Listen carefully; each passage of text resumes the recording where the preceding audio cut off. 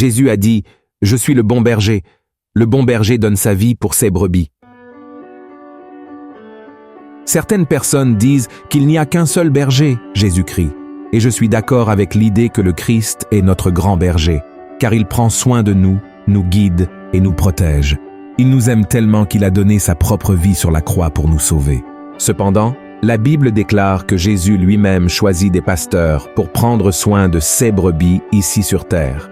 Voyez ce qui est écrit dans le chapitre 4 de l'Épître aux Éphésiens. « Et il a donné les uns comme apôtres, les autres comme prophètes, les autres comme évangélistes, les autres comme pasteurs et docteurs, pour le perfectionnement des saints en vue de l'œuvre du ministère et de l'édification du corps de Christ. » Mais finalement, qu'est-ce qu'un pasteur fait? Dans la Bible, les fonctions du pasteur, de l'évêque et du presbytre sont très similaires. Le pasteur est quelqu'un qui enseigne aux autres à suivre la Bible, expliquant ce qu'elle signifie. Cela peut se faire à travers des prédications, des études bibliques ou des conversations personnelles. De plus, lorsque l'Église a besoin de leadership et d'orientation, le pasteur a la responsabilité de résoudre les problèmes et de promouvoir la paix et l'unité.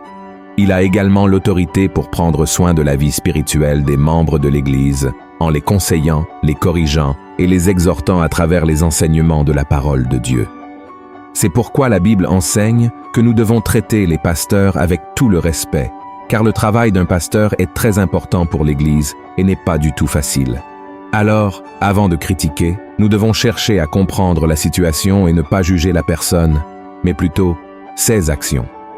Si vous êtes blessé ou en colère contre un pasteur, priez pour lui et sachez que les pasteurs ainsi que d'autres leaders devront rendre compte à Dieu du travail qu'ils ont accompli. Malheureusement, il y a beaucoup de pasteurs et de leaders dans les églises qui donnent un piètre témoignage et nuisent à la croissance du royaume de Dieu.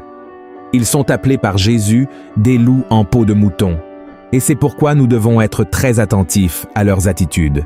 Dans la vidéo d'aujourd'hui, je vais vous montrer les 7 types de pasteurs que je n'admire pas. Mais avant cela, laissez votre like, abonnez-vous à ma chaîne et activez la cloche pour être averti par YouTube dès que je publie une nouvelle vidéo. D'accord? Alors allons-y. Le premier pasteur que je n'admire pas. Le pasteur qui exploite financièrement les brebis. Ce pasteur est très ambitieux et voit l'Église comme une entreprise lucrative.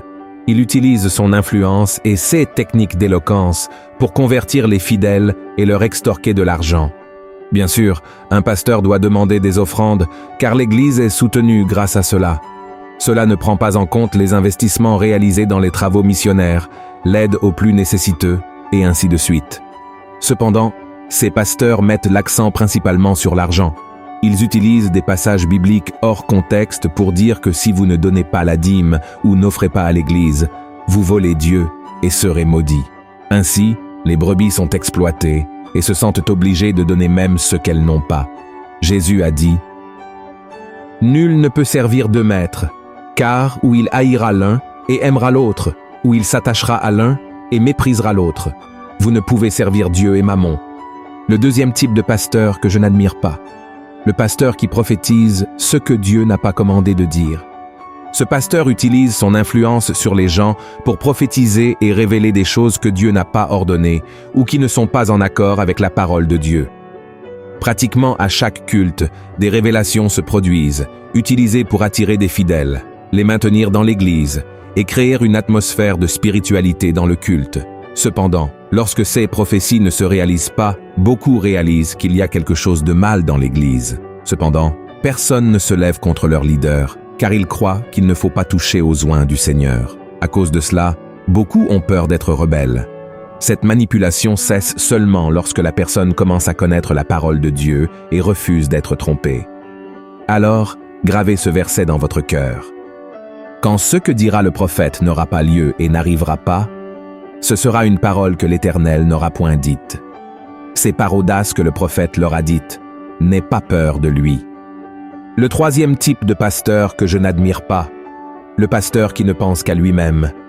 Ce pasteur est toujours intéressé à défendre ses droits, son salaire, son jour de repos, sa vie privée, sa famille. Il est logique que le premier ministère dans la vie de tout chrétien soit la famille et non l'Église. Cependant, beaucoup passent la majeure partie de leur temps à prendre soin de leurs propres intérêts laissant de côté l'œuvre de Dieu. Cela est très préjudiciable, car avec le temps, les brebis peuvent se refroidir spirituellement et s'éloigner du Seigneur en marchant seuls. Voyez ce que dit la Bible. Fils de l'homme, prophétise contre les pasteurs d'Israël. Prophétise et dis-leur aux pasteurs, ainsi parle le Seigneur l'Éternel, malheur aux pasteurs d'Israël, qui se paissaient eux-mêmes. Les pasteurs ne devaient-ils pas paître le troupeau? Vous avez mangé la graisse, vous vous êtes vêtus avec la laine, vous avez tué ceux qui étaient gras, vous n'avez point fait paître les brebis. Le quatrième type de pasteur que je n'admire pas est le pasteur qui utilise des amulettes et des objets oints. Ce pasteur asservit les gens avec de fausses croyances et superstitions qui ne sont ni trouvées ni ordonnées dans la Bible. Il détourne la foi qui devrait être uniquement en Dieu et amène les autres à placer leur espoir dans des objets qui n'ont aucun pouvoir. Ainsi, il crée des campagnes douteuses où ils vendent des serviettes, des mouchoirs, des balais, des savons et même des briques prétendument oints, tous vendus à des prix exorbitants. La liste de ces objets est interminable. Ils profitent de l'ignorance du peuple pour les entraîner dans la tromperie. Voyez ce que dit la Bible. Les bergers ont été stupides, ils n'ont pas cherché l'Éternel. C'est pour cela qu'ils n'ont point prospéré et que tous leurs troupeaux se dispersent. Le cinquième type de pasteur que je n'admire pas est le pasteur qui ne prend pas soin des brebis. Ce pasteur est celui qui, pour une raison quelconque, s'est installé et ne montre plus d'amour pour les brebis. Il ne rend pas visite aux membres, laisse les faibles dans leur faiblesse, abandonne ceux qui traversent des problèmes spirituels et ne se soucie pas de ceux qui s'éloignent du Seigneur. De plus, il invente toujours une excuse pour ne pas aider ceux qui lui demandent de l'aide, car il ne veut pas être dérangé dans son repos, mais tient à un bon salaire.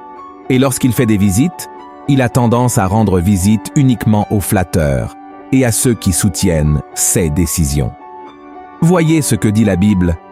Vous n'avez pas fortifié celle qui était faible, guéri celle qui était malade, pansé celle qui était blessée. Vous n'avez pas ramené celle qui s'égarait, cherché celle qui était perdue, mais vous les avez dominées avec violence et avec dureté. Le sixième type de pasteur que je n'admire pas est le pasteur qui veut dominer le troupeau. Ce pasteur agit comme s'il était le propriétaire de l'Église et pense que tous sont obligés de suivre ses ordres.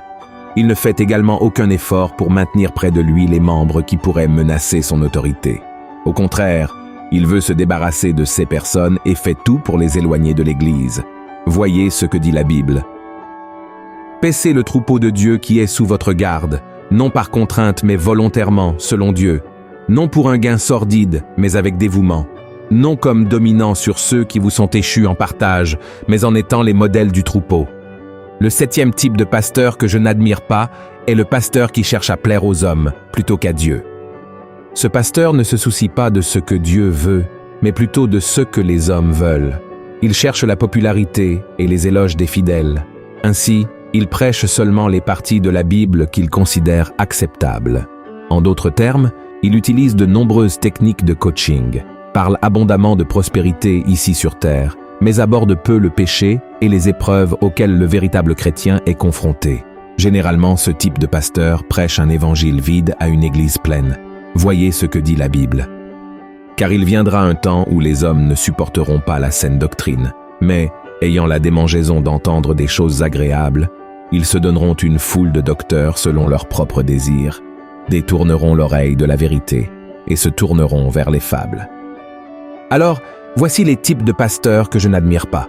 Je sais que personne n'est parfait, et comme je l'ai dit au début de cette vidéo, nous ne devrions pas juger les personnes, mais plutôt leurs actions. Malheureusement, l'image d'un pasteur est très ternie à cause de ces exemples de leaders que j'ai cités. Et pour beaucoup, être pasteur est devenu une profession. Mais ce que la Bible montre, c'est qu'il faut avoir un appel pour être pasteur. Tout le monde n'a pas cette vocation, mais ceux qui l'ont doivent développer leur don et l'utiliser pour le bien de l'Église. Dans la parole de Dieu, il existe quelques recommandations sur qui devrait être pasteur ou leader dans l'Église. Il ne devrait pas être nouveau dans la foi, car il a encore beaucoup à apprendre et pourrait devenir orgueilleux.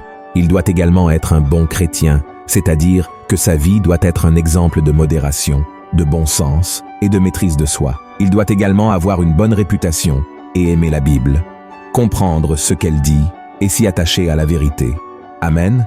Si vous avez aimé ce message, partagez-le avec vos amis et abonnez-vous à ma chaîne. Que Dieu vous bénisse.